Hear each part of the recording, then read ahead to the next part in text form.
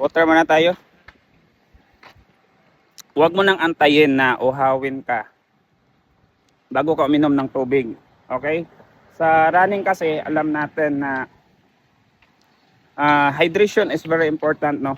Ito yung dahilan kung bakit mo matatapos yung race. Kung enough yung water mo. Okay? So, bakit ko yan nasabi?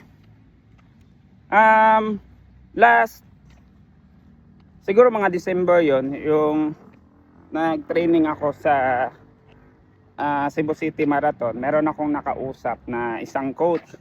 So, ayun, one day, nag-training kami and then, nakikita ko siya na palagi siyang umiinom ng tubig. So, sabi ko sa kanya, sabi ko, coach, napansin ko lang na parang every now and then, palagi kang umiinom ng tubig.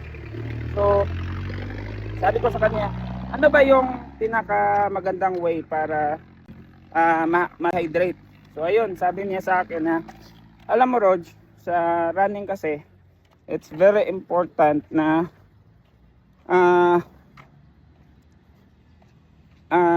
palagi tayong uminom ng tubig. So, yun yung sabi niya. So, sabi niya sa akin na, wag mo nang antayin na ma-dehydrate ka sa daan bago ka uminom ng tubig. Kasi delikado na yun.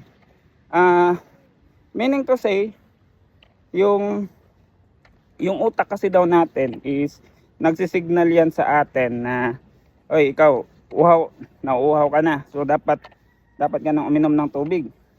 So, kaya yung signal na yun, yan yung nagsasabi sa atin, nauuhaw na ako. So, kapag daw antayin pa natin na mauhaw na tayo, delikado na daw yon. So, yung technique na sinabi niya sa akin is every kilometer, sip ka lang ng kaunting tubig. So, para hindi mo na ma-feel na nauuhaw ka. So, yun daw yung strategy. Okay, so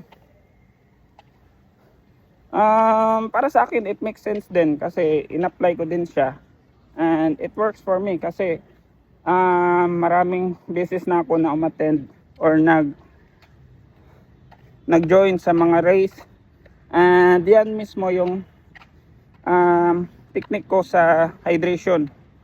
So every now and then, siguro kung sa road running, mga every kilometer umiinom ako, konti lang, sip lang talaga para hindi ka matuyuan. Okay? So, yung moral lesson talaga natin dito is running and business is almost the same. So, pwede nating ma-compare yung nauuhaw ka compare sa cash flow natin sa negosyo. Ano ibig sabihin nun?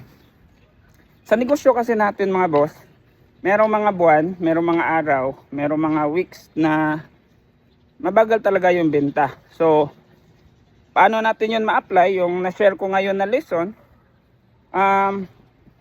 kahit sa mga panahon or sa mga araw na malakas yung store mo, yung shop mo, still, ano ka pa rin, hustle hard ka pa rin, double time ka pa rin, triple time ka pa rin, para preparation yan sa panahon na tagtuyot. Okay, ito kasi yung kadalasan na nakikita ko. And even ako dati, ganyan din ako dati na reactive lang ako. Tsaka lang ako nagre-react kapag mahina na yung market. And ito din yung nakikita ko mostly sa mga nag-uumpisa pa lang sa negosyo, no, na kumbaga saka pa lang sila kikilos kung napansinan nila na mahina yung sales. So, ayun, ang punto lang talaga sa lesson natin today is kung ngayon is malakas yung sales mo, edi bumanat ka pa rin sa sales and marketing. And the more na mas mag-double time ka, triple time ka sa panahon na tagtuyot.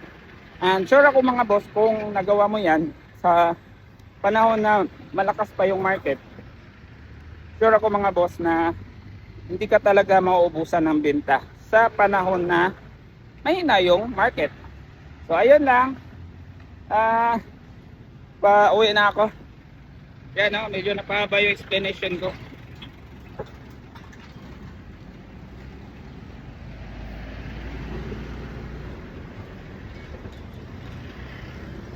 So, yun lang.